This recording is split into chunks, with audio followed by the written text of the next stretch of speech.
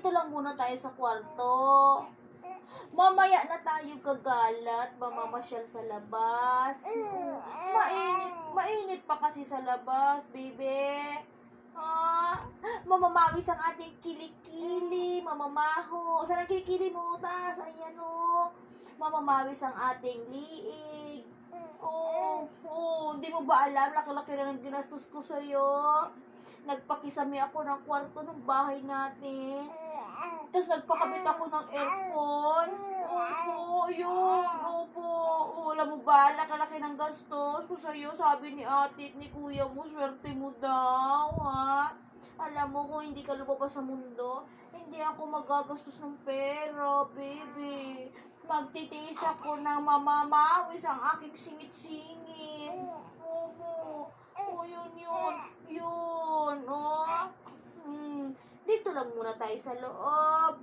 Mamaya na tayo mamamasyal sa labas. Mainit pa kasi sa labas. Alas 3 pa lang,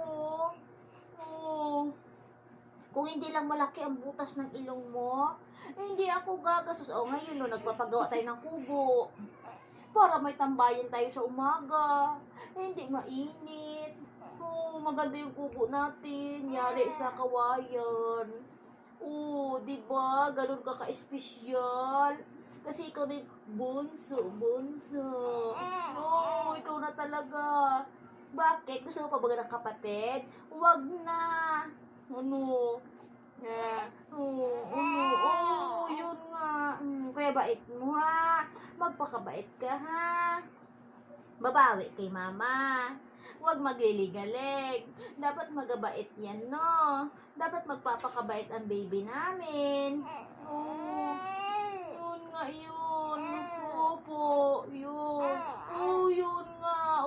Yun, tama yun. Ano pang sabihin mo? May sabihin ka pa ba? Ano pang sasabihin mo? Ano yun? Yun na nga yun. Ay, dide pala. Dide. Gusto mo na dide? Ay, dide daw.